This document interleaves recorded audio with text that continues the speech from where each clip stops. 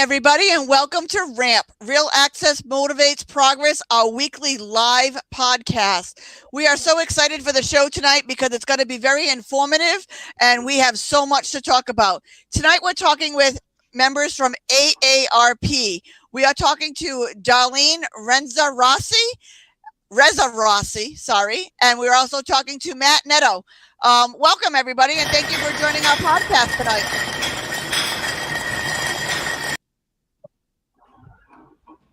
Thank you. It's great to be here. We are so excited to have you today, and I can't wait to learn all about everything that AARP is doing for the disability community, our elderly community, and everything else that they do in Rhode Island.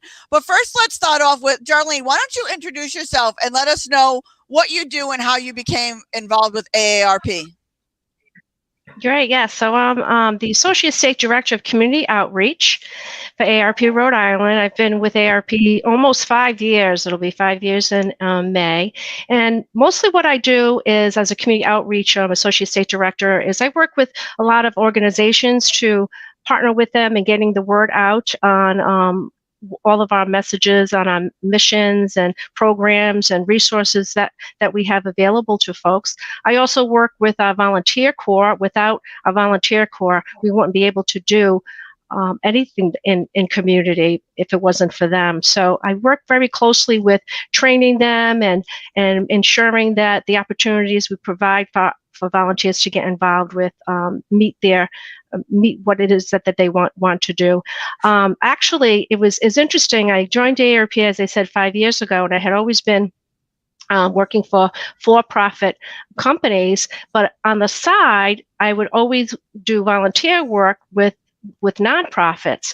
So when the opportunity came forth for me to join AARP, I said, this is a great way for me to kind of join both my professional career as well as my personal career and doing good. So that's how I came to join AARP. That's fabulous. What a great story that is. Matt, why don't you introduce yourself and tell us how you became to be part of AARP?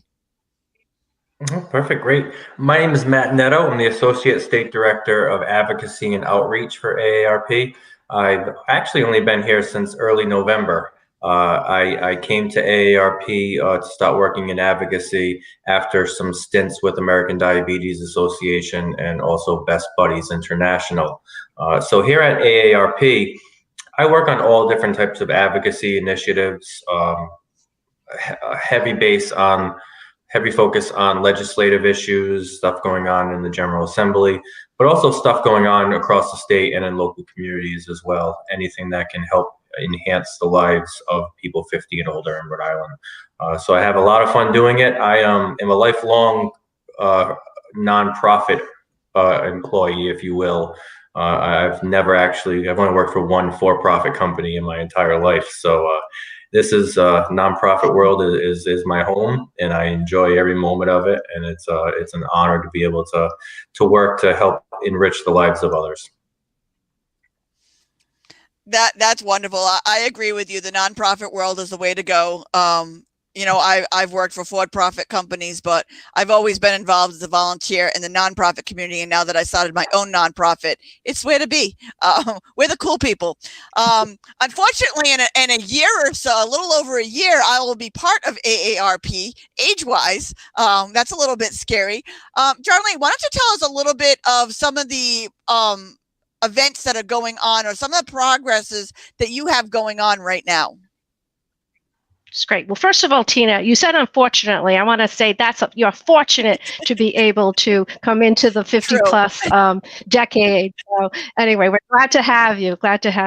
So yes, as part of my outreach efforts, I do plan a lot of events and programs in community. As you know, since the pandemic hit last year, a lot of organizations had to, a famous word for 2020, they had to pivot and take their in-person events and programs and push them forth on a virtual platform. So we had to do the same thing last year with AARP, and we had to create some virtual experiences in order to keep our members and the community at large and connected with us. So we've created a lot of different opportunities for folks. Some of the opportunities that we offer involved cooking series. We also do a monthly coffee chat that features nonprofit organizations. We also put on fraud, caregiving types of webinars. So it really crosses the whole gamut of different types of opportunities that people can get involved in. So I didn't know if you wanted me to particularly, highlight some of them at this time, but I'd be more than happy to let you know about some of the ones we have coming up. Absolutely. Did you want? Okay, great. Okay, yeah. So one of the as I said, we have a healthy cooking series that we have been putting on for the past year, actually almost a year, and it features a local chef, Chef Mary from Newport Cooks, and she prepares meals via Zoom, and participants can cook along with her or view to prepare later.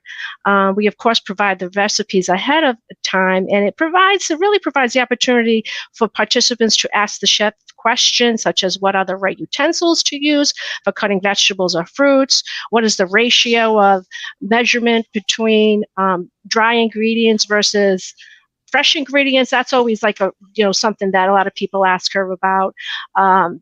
She also provides a lot of information on substitutes, such as can you substitute in this particular recipe, honey for sugar or maple syrup for sugar. So it's really, really caught on. People just love it, and she, again, she features it's a healthy cooking series. So we want to make sure that everything and the meals that she prepares really, add value to you and really speak to keeping you fit and healthy, right? As we get older, there's certain things that we really need to be conscious of in our diet. So Chef Mary really prepares a lot of great things. The next one that we will be hosting for the cooking series is on Thursday, April 15th from 4 to 5. And let me say, all of these types of events and programs that we offer virtually are free. So that's one of the best things about it as well, is that we offer a lot of free opportunities. How does somebody join that? Well, actually, you don't even have to be in it. Yeah, you don't have to be an AARP member, first of all, to participate in any of our programs or events or anything that we're featuring virtually. You can just go to www.aarp.org/RI and scroll down, and you'll see a section that says events. If you click on the events, you'll see all of our offerings there, including the cooking series and some other things that we're doing across the country. So that's one thing I have to say that the virtual world has really provided to us.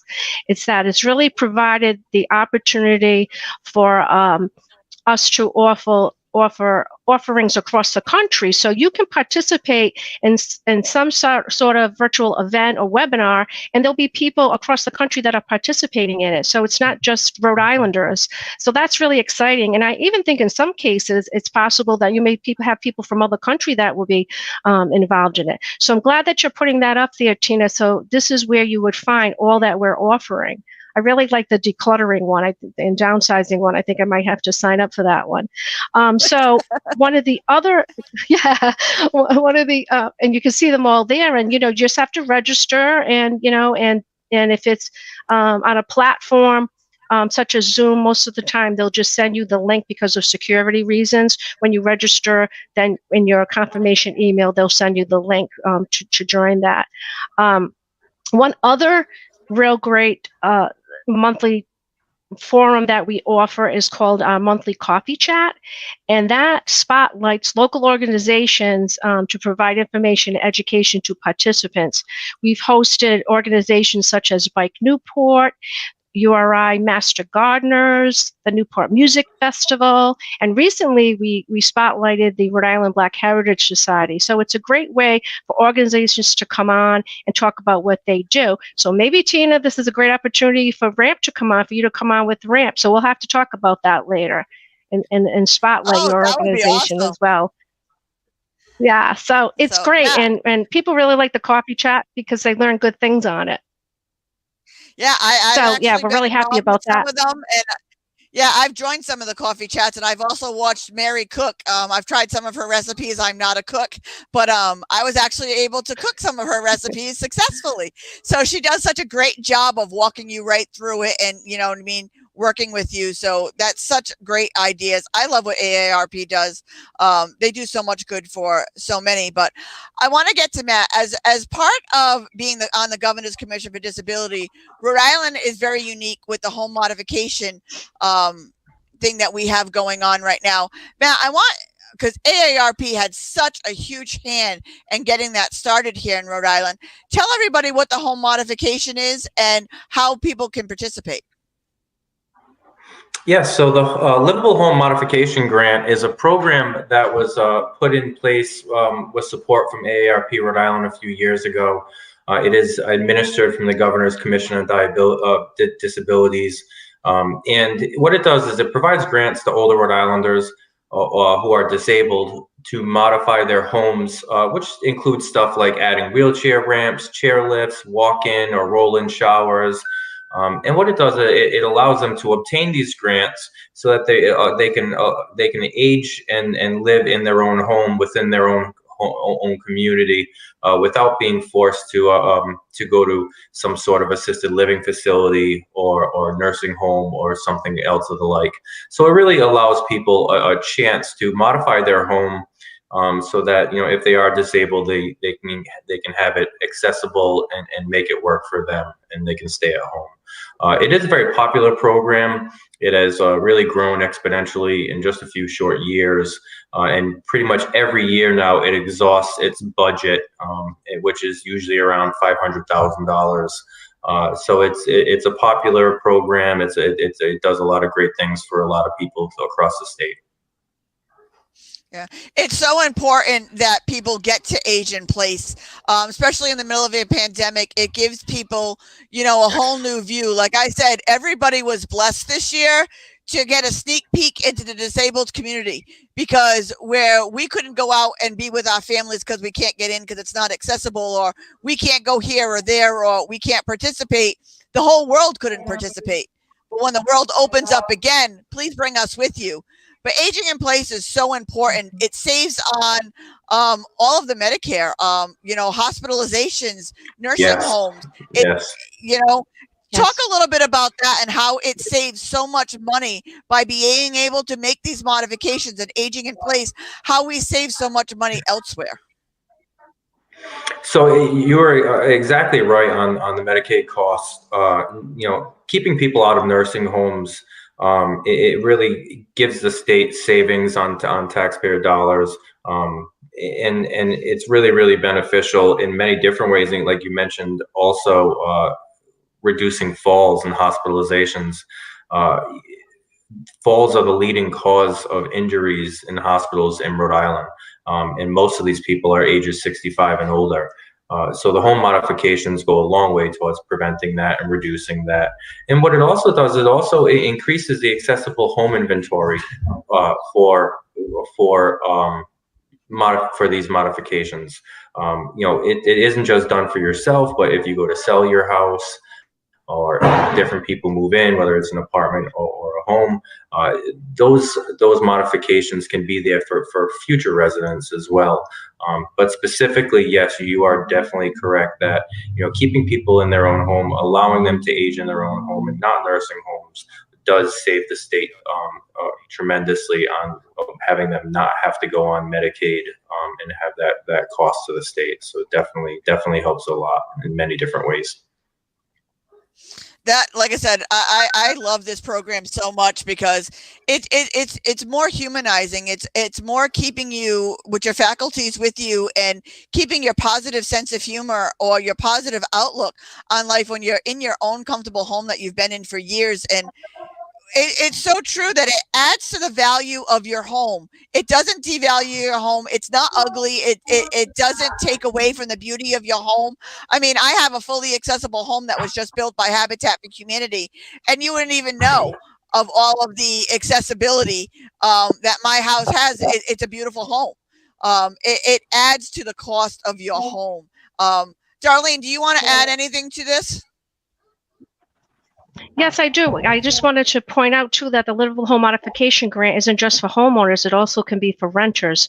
So of course you would have to Yes. get the permission of the homeowner, but right, Matt? So you have to get the permission of the homeowner, Yes. but it's really a plus for renters to have these modifications made for them. I think the caveat is that the homeowner would have to ensure that whatever modifications made, that they would have to keep it in the home for 10 years. So even if the rentee moves out and they have another rentee that comes in, then they would have to be able to keep that at least for 10 years. So that's the good news about it. It is a wonderful program and gives people, and the list is very expansive as what it covers. And the Governor's Commission, Elisa Gleason, is very knowledgeable, and she's a good contact. If you call her, and she can give you all of the information regarding qualifications and the criteria and all that stuff that you need to know to apply for it. Yeah, I mean, they truly do. They cover, I mean, from A to Z. There's so much that they do cover. And Alyssa Gleason is the person to contact at the commission. You know, we do so many of these loans, and it's true. We exhaust it by the end of every year so far, and we're hoping that it becomes a permanent staple in Rhode Yes. Island. We're still waiting for that to pass, so people can write to their legislators and stuff to make sure that this is a program that lasts. So make sure that you do that. Matt, why don't you tell us a little bit about how we can reach out and how the everyday person can help make sure that this stays in Rhode Island? Yes, so there is a bill currently right now. It went up for hearing just last week. AARP did testify in support of it, along with many other great organizations. And it was held for further study. So what I can say is reach out to your local senator, reach out to your rep, and let them know the importance of this act and that it needs to be codified and made permanent here in Rhode Island. Up until now, it's a grant program. It gets funded annually, but it is not a permanent part of the budget. And that's something that needs to be changed so that we can ensure that this vital grant program does not go away for the people that need it. So please reach out to your legislators, let them know the importance of this, let them know that this year is the year to make sure it becomes permanent so that we can ensure it never ever goes away. Yeah, it's great. I also testified in support of this program. So make sure we do that. But what are some other advocacy avenues that AARP is taking the lead on that they have working right now in Rhode Island? One of the big ones we have right now is actually a prescription drug package of bills that is up for hearing tomorrow in the Senate Health and Human Services Committee. It is something that we put forward last year. It is a package of 8 bills, and I can't say we, I say my predecessor, John D. Tomaso. This was really he put everything he had into this, and the lucky man got to retire last summer. So I am trying to pick up the work and carry his torch and make sure we see it to the finish line. But the Senate President Ruggiero has put forth a package sponsored by many great legislators. It's 8 bills that range from cap on monthly insulin costs to formulary changes to the creation of a drug affordability board. And there's many more of them. I won't go through every single one. It would take a very long time. But it is up for all 8 bills are up for hearing tomorrow. It's at 5 o'clock is the hearing, and that is it's a major push for us this year. Is making sure that we are able to pass legislation that lowers the cost of prescription drugs.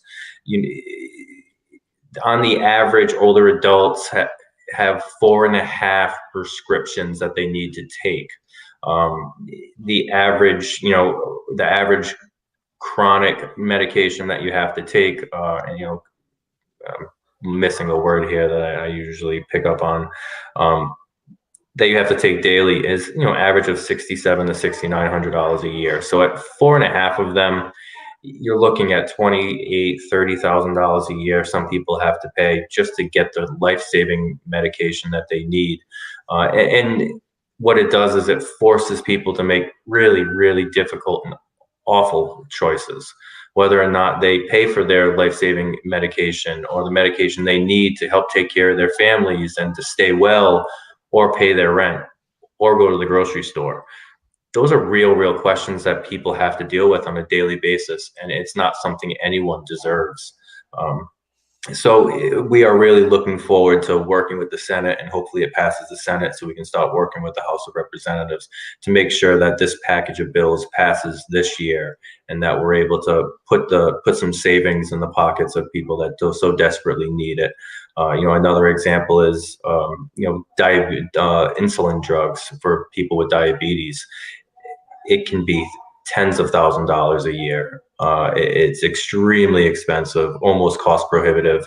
And what it leads to is people not taking the full amount, people not getting the amount of insulin that they need to because they're rationing, or they're trying to make sure they can make it last. And they're not following the doctor's orders, which can lead to them to get very ill. So it's not just diabetes, it's all types of ailments and diseases. And we really hope that this package of legislation can get passed through that could put some ease in the minds of people that are really, have to make these horrible decisions every day. Another bill that, I'm firmly behind, because everybody's going to get to that point, or everybody's going to have a loved one who's in that position, who has to take this medication. I know, when I was going through it at the worst of it, I had to make those decisions too, because, your medication is so expensive, and we need to take care of our fellow Rhode Islanders, and we need to make sure that they're healthy, and we need to make sure we're doing the right thing. So this is if you are not supporting these bills now because you don't need them, when you do need them, you're going to wish you did. So make sure you're writing your congressmen, your senators, and reaching out. If you don't know how, reach out to us, and we will get you in touch with the people that you need to reach out to testify. I'll be testifying again tomorrow on that bill as well, because I testify on as many as I can in complete support. But everybody else should be doing it too, because like I said, go ahead. And it's so easy to testify now. With everything virtual, it is so easy to testify. It can be written. You can just write a couple paragraphs and send an email, and it get passed along to the legislators, or you sign up for verbal, and they will call your cell phone and say, it's time for you to go. And you say your thing, you say thank you, and that's it. It's so simple. You don't have to be at the state house anymore. You don't have to sit there for hours on end waiting. It is very convenient, and it's very powerful. I've seen so many meetings this year where there's been hours and hours of verbal testimony that will just, it touches your heart that there's so much passion in this state that people want to see change. So that's just one thing I want to say, is it's not intimidating at all. Testifying is so easy to do now in the virtual world. It is. I mean, I could sit in the middle of the supper or be having my dog on my lap, and they call me and like, it's your turn to testify. I'm not sitting for hours on end in the state house waiting for my turn. And, there are so many people that want to do something. They want to make a difference. Here is the easiest possible way that you could make a difference. Sign up to testify, wait for the phone call, and give you a 2-minute spiel on why you support the bills that you support. Like I said, if you don't need it now, a loved one or you are going to need it in the near future. So make sure you're supporting all of this stuff. What else is coming down the line? Is there anything else that's out there? So yes, we work on a slew of different bills every year. Some of the other ones that we have worked on so far this year is a circuit breaker program for property taxes. What it does is ensure that people 65 and older, or people with disabilities, are not paying over a certain percentage of their annual fixed income on property tax. So what it does is give a small credit, a small break in your property taxes, which will also go a long way towards helping you stay in your home and helping people stay in their own communities. So we are working on that. There is also another bill for home-based services being extended to people under 65 that have dementia or Alzheimer's.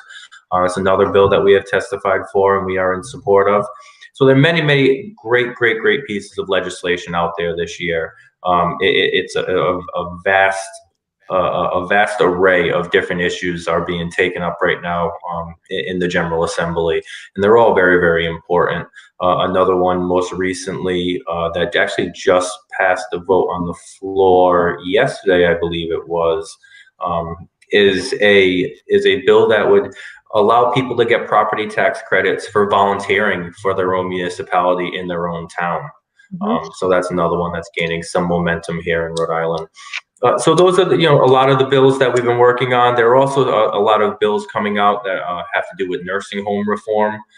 Everything that happened with COVID and nursing homes over the past year has really shined a light on things that need to be changed for the better of our future and the better of our elderly. So that's happening a lot, and we've also been very, very active in advocating for people to have equitable and accessible access and easy access to vaccines, and make sure that the most vulnerable among us have priority in getting those vaccines for COVID-19. So we've done a lot of work on the COVID-19 front as well. It's been a pretty busy last few months, but we're looking forward to really digging into the rest of the legislative session and getting some of these great pieces of legislation passed. One other one I forgot to mention was the Elder Adult Financial Exploitation Act, which was put forth and many different organizations are working on. And what that does is it gives the banking institutions the ability to highlight suspected fraud. Let's say someone's being exploited financially. There's many different ways it happens these days. It's a way for the banks to have a recourse to be able to alert authorities to what they suspect could be someone being financially exploited. So it's another very great piece of legislation. So it really never ends. There are hundreds and hundreds and hundreds of bills, and all I can say is if you have a passion for any of these, use your voice. You can reach out, become a volunteer with AARP, work with us on advocacy, or work with Darlene on the community side and outreach side. I'm sure get a hold of you, Tina, and work with you. And you seem very active on the legislative side as well. If you have any nerves about it, you want to talk through it, reach out to someone that does it. We can really tell you very quickly, it is not intimidating at all, especially in the virtual world. It's very easy to get involved, and your voice does matter. It really does matter. Yeah. Darlene, I want you to tell everybody how they can become involved, how they can know what bills are coming up, when they're coming up, how they can sign up for testimony. Could walk us through that? Well, as regarding the testimony piece of it, I really rely on Matt to give you a little bit more information of how to get involved with that. But let me just talk for one moment regarding just the volunteer overall. So you can either reach out to Matt or myself if you'd like to learn about different opportunities for you to get involved. And we say at AARP, nothing is too little to get involved with us. So you can do as little as you want, as much as you want, but just do something, because something makes a difference. The little thing that you volunteer for can make a difference. You may not think so, but it does. So we have a lot of great volunteer opportunities in advocacy and outreach, such as helping to plan, in my world, helping to plan events, helping with the actual event itself virtually right now as we're in this space. You can participate in events such as introducing a speaker. If you're really technically savvy, you can actually run the whole Zoom event. We also do a lot of planning, so you can be involved in helping us to identify opportunities of different topics that we should be featuring, or organizations. So it really runs the gamut as far as the wonderful opportunities we have for volunteers. And again, you can contact me, and I can give you my phone number, which is 401-248-2674, and we can talk about what you like to do and make it fit to what you like to do. And the most important thing is we want you to enjoy what you're doing. So that's why we try to match your skill sets or what you enjoy doing with what we have available. But in most cases, we can also create something that may be totally new. So again, you can call me at 401-248-2674, and I'll have Matt tell you how you can get involved in more of the advocacy, and if that's something that you're really interested in doing. Yeah. Yes. How can they reach you by? Wait a minute, Matt. How can they reach you, Darlene, by email? In case email is better for them than instead of calling. Sure. So email is DREZAROSSI@aarp.org. Perfect. And Matt, make sure you give out your email as well when you tell us how we can get involved. Yes, no, definitely. No, I appreciate it. So just to go back to your question quickly, if people want to learn how they can find out about these committee hearings or what bills are coming up, is the Trustee General Assembly website. If you have the ability to go to the website, it is full of information. You would never get bored. I'm on this site 4 hours a day. And if you go to the main page on the right side, it's a little tab says committee calendars, and you can click on that. It'll show you all the different committee meetings coming up for that week. It'll give you a list of documents for each committee meeting that shows you what bills are coming up and being heard that week in that committee. Or if you want to go straight to the bills and forget about the committees, you can go straight to the legislation tab, where they have many different search bars where you could drill it down. You can look up all legislation pertaining to affordable housing or prescription drugs or disability rights or anything you can imagine. Right now is a lot going on with the environment, a lot of legislation working on environmental issues. So it really is a wealth of information on the State of Rhode Island General Assembly website. The direct link is kind of strange, but it is rilin.state.ri.us. And it has a listing of all the representatives, the senators, their contact information. One tab has all the news, the press releases they put out on a daily basis. And then it's also where Capitol TV is housed. You can go on, if you have Cox Cable or Verizon Cable, they both have channels where they show the Capitol TV all day long, and you can find out what's going to be on that day from this website, where it lists every single committee that's going to be held and tells you what station it's going to be on, or whether it's on live TV or on the web service that they have. You can also get into tracking bills. You can, if you find a bill that you're really in support of, you can enter it into your little tracker, and you'll get email updates and tell you when the bill is moved and who's hearing it next and what's going on with it. So it really is, if you want to get involved and you have interest, you got some time, dig into the General Assembly website, and I'm sure you'll find something that can interest you. But if you want to join us, we have many different avenues when it comes to advocacy. As you can imagine, there is a lot of meetings to be monitored with everything being virtual. So we have volunteers that are coming on board to help monitor some of these virtual meetings, which pretty much means watching them in their own home and taking notes on it and reporting back to the committee.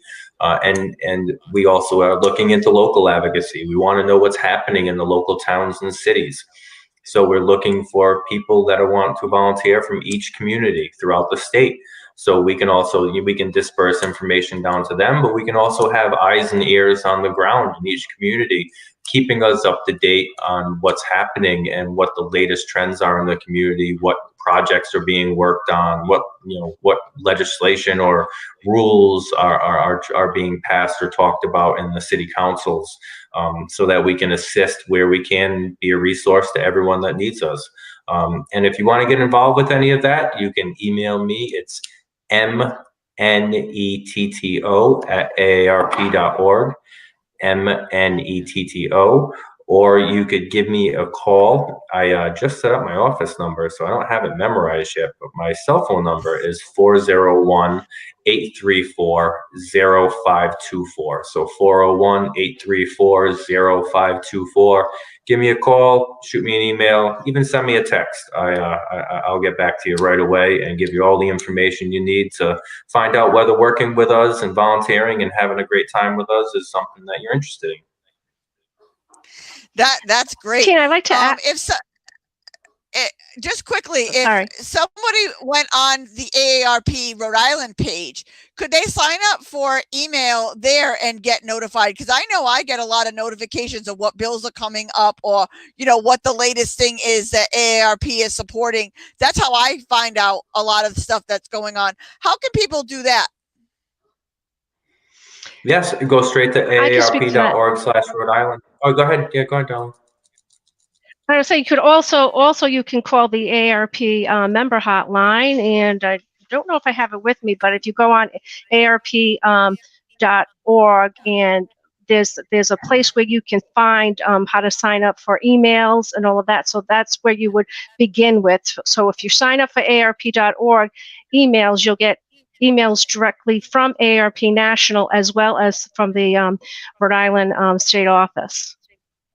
Because we at the state office use the list that is generated by our national office to reach out to those folks in Rhode Island. So you really have to start, I think, with the national office to opt in to get emails from AARP, and then you will automatically also get emails from AARP Rhode Island.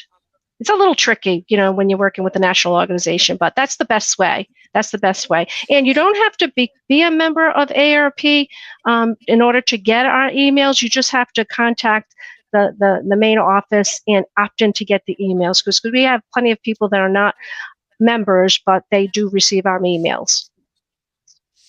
And the nice thing I have to say about that is you don't get over emailed. There's nothing worse than opting into an email and then you're getting them daily or weekly. AARP only sends out the most pertinent information.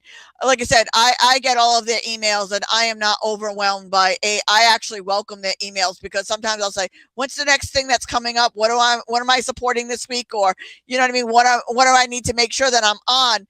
So if you do sign up, you're not going to get overly emailed. You're going to get the most pertinent information that you need. And I get it for all of the stuff going on just in Rhode Island.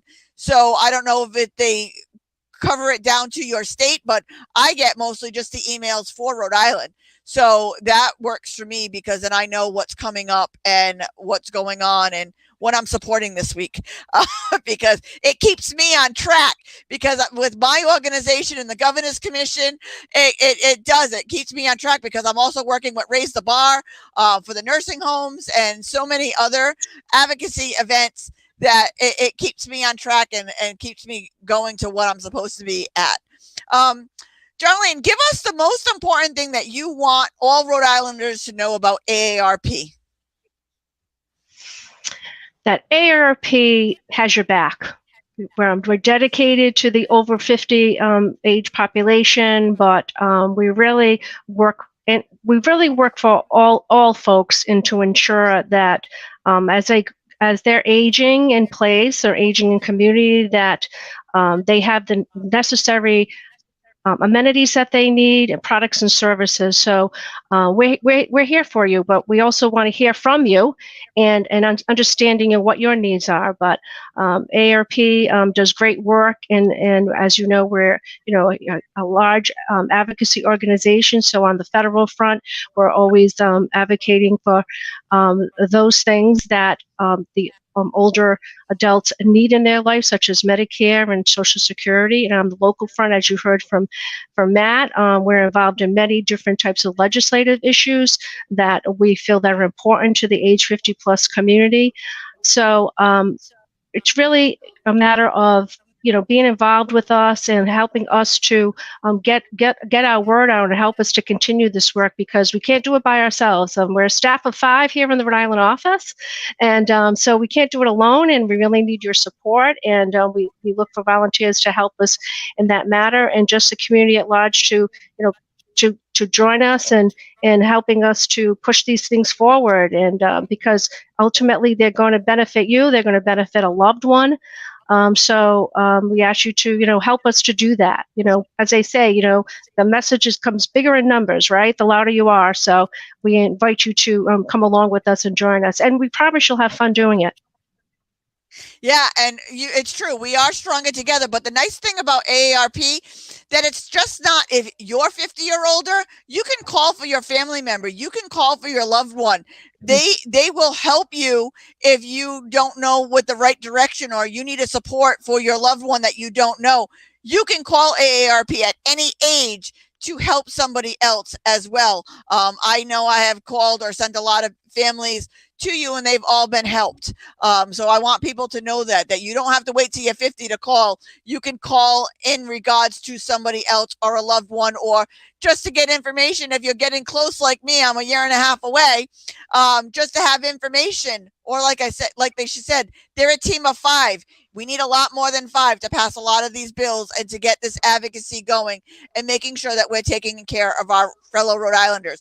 We're stronger in numbers, and none of us can do this alone. So get up, do something, and do some good. It takes nothing to do. Matt, give us something. What is the most important thing about AARP that you want people to know?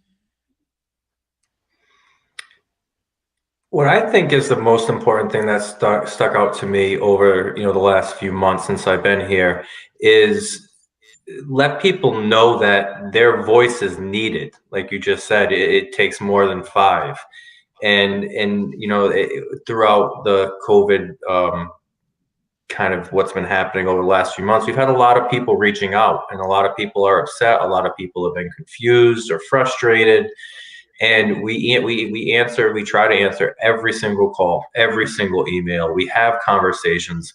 And it's important to voice that to us because it lets us know what Rhode Islanders need. It lets us know what's really happening out there. And we've been able to, take a lot of that information and help guide us into what we need to start paying attention to next when it comes to the pandemic response. And also with, property taxes and with prescription drugs, we want to hear from you. And I think that's the most important for people to know is we're taking your information and we take it seriously. It's not just going to go in an inbox that maybe someone will read. No, we take that input and it helps to guide us on what we're going to go and work on next. And at the same time, it helps us identify people with passion, people that have an urge to see change.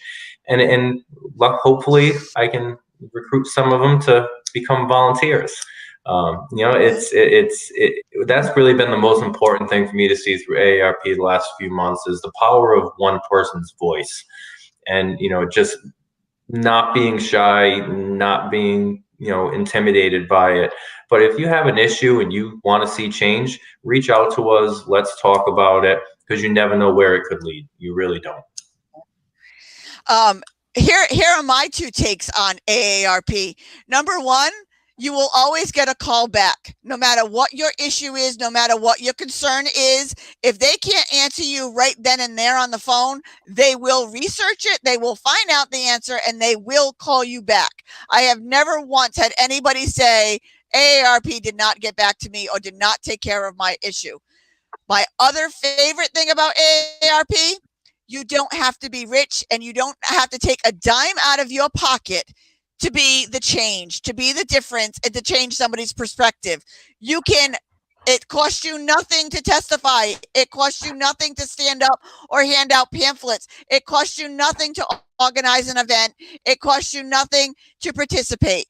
It's just you, your heart, and doing good for the rest of Rhode Islanders, because someday it's going to be you that needs this help. Let's get the world ready for you when it's your time. Do something good and pay it forward now, so it's all ready for you when you're there. And it's free. It costs you nothing but your time and your heart. That's it. That is my favorite thing about AARP. Anything you want to add to that, Darlene? Did anything pop in your head that you wanted to add on?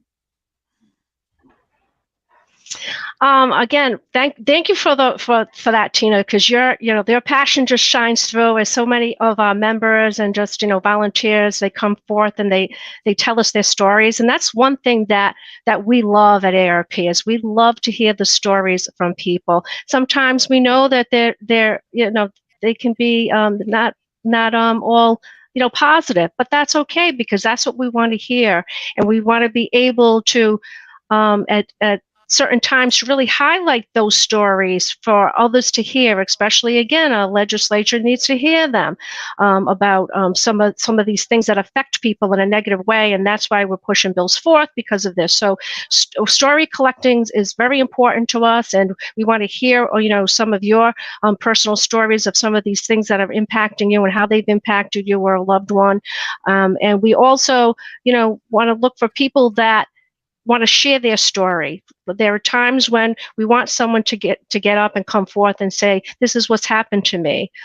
You can also be part of our speaker series. That's another way to volunteer with us as well, is not only share your stories, but also help us to bring educational resources and information to Rhode Islanders. So you can become part of our speaker series, where as a volunteer, and we can give you training on these various topics, and we'll work with you on how to bring it forth in the community. So again, we love that passion, and again, we love to hear from people that want to help us and come along with us.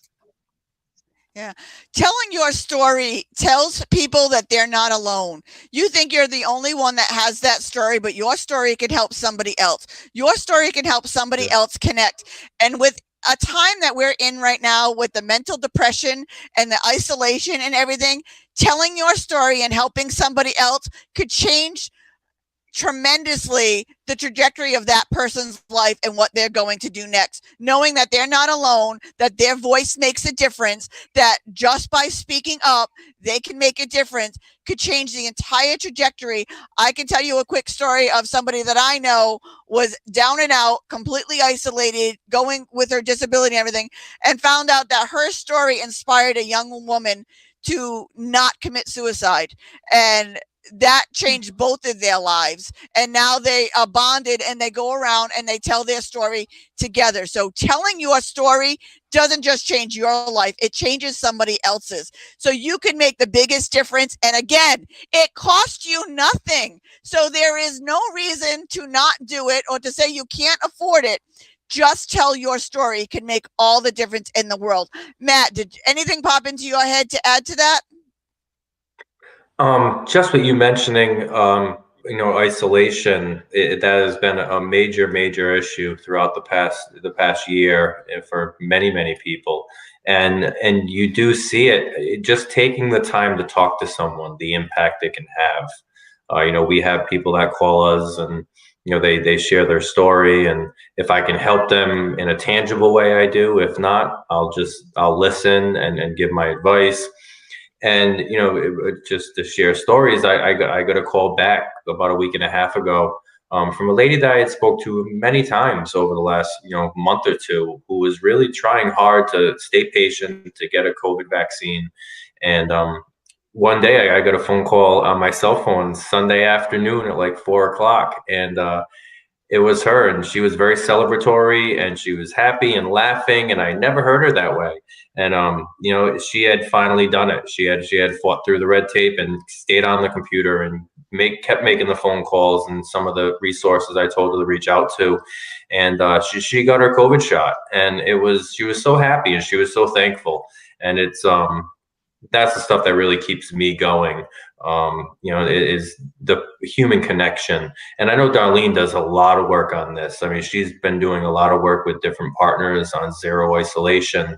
And Darlene, I don't know if you want to mention that briefly, but you've been working hard on that.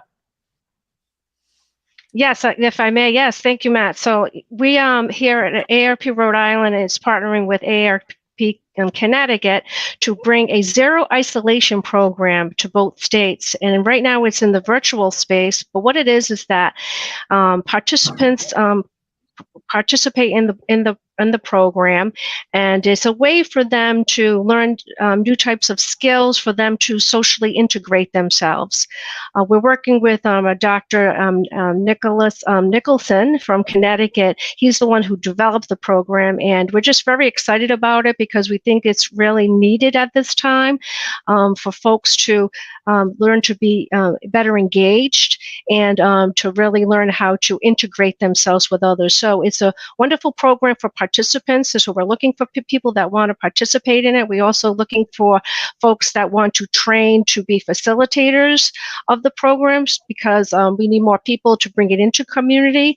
Right now we're looking at various community-based organizations such as senior centers, other health organizations that may want their staff to be trained as facilitators so that they, again, can bring it into community or to their patrons, as well as college college and university students. We're inviting them to participate also in this great program. It's a wonderful opportunity for them to become facilitators or the role of navigator. A navigator is someone that will work with the older adult to ensure that they connected properly to the platforms that we're using in order to run this program. So we actually had an info session on it today, and we had 60 people that participated, which was wonderful for the first time that we actually put on this program. So we're really excited about it. If you would like to find out more information about it, whether you would like to participate in the program, it's free, of course. Let me say that it's all free. So whether you're a participant or you want to train to be a facilitator, or if you're a student that wants to get involved, a university, a college student, and by the way, you could also possibly get internship credits for or community service credits for it. If you're interested on all of those fronts, you can contact me again at drezarossi@aarp.org, or my phone number, which is 401-248-2674. And thank you for the lead in with the isolation. I appreciate that very much, Tina and Matt. I heard the word isolation and I was like, ooh, Dolly. Well, exactly. AARP Rhode Island does so much for so many. So if you're hearing this message, if you're watching this podcast today, the best thing you can do is share it. Share, get this word out. And if you know somebody doesn't have a computer or is not watching this, give them the phone number to AARP Rhode Island. Have them reach out to Darlene and Matt. Have them reach out to anybody that they can. Just that small act of telling them about AARP Rhode Island, write down the phone number for them so they have a way of contacting them and getting out of the isolation and getting the services and getting the help that they need. Maybe they could find a way to participate and advocate and find a new heart and a new lead on life and a new way of doing things. We also have the Ramp Red Bag Initiative, carrying all of your medical information on you at all times. It's non-tech based. You can go to www.rampisinclusion.com and grab your red bag today. This is a great opportunity for all people who are AARP members or not. Again, my 20-year-old son carries one just because he wants to be an organ donor and wants to take that decision away from me. So that way he's all taken care of. So go onto our website and grab your red bag today. Definitely reach out to aarp.org/Rhode Island. Contact Darlene, contact Matt. Darlene, give us your phone number and email one more time. Sure, it's 401-248-2674 or DREZAROSSI@aarp.org. And Matt, your phone number and email address? Okay, so my phone number is 401-834-0524, or you can email me at mnetto@aarp.org, mnetto@aarp.org. And you guys can also go to the www.aarp.org/Rhode Island. If you forget either one of those phone numbers or email address, you can always go to the direct site and ask for Darlene or Matt. I'm sure somebody from the AARP Rhode Island could definitely get you in touch with Darlene and Matt. Thank you both so much for being guests here today. I've learned so much. I am so proud of everything that AARP does for Rhode Island and beyond, because it is a national organization, and RAMP definitely is going to be getting more involved when I get some free time, if that's ever possible. But we absolutely take care of the same community, whether it's elderly, whether it's a disabled population, or just families in itself.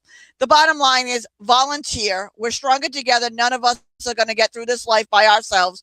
We need each other. But AARP Rhode Island is definitely somebody you want to be in contact with, because if you don't need it now, your loved ones do, and you will need it eventually. We pray that you need it eventually, because Darlene was right earlier when I said, unfortunately, I'm almost 50. I am so blessed being a 4-time cancer survivor and ending up in a wheelchair 7 years ago. I'm still here to celebrate going to be an AARP member and being able to make a difference in this world. It's what kept me going. So join up, sign up, step up, show up. Just be the difference in Rhode Island is what we need. Thank you both so much. I am so glad and honored to call you both my friend. And I'm glad that you were on my show tonight. I look forward to working with you both in the future. So thank you. Well, thank you, Tina, for this wonderful opportunity. And I want to invite everybody back next Wednesday night where we will be talking to the Rhode Island Cross Disabilities Coalition. It is a coalition that helps people with disabilities across Rhode Island make a difference in this world and make a difference in their own lives. So next Wednesday night at 7:00 p.m., we will be live again with the Rhode Island Cross Disability Coalition. And again, every day, don't just sit there, make a difference. Be a participant in your life and in this world, because your one smile could change the lives of so many. Have a great night and see you all next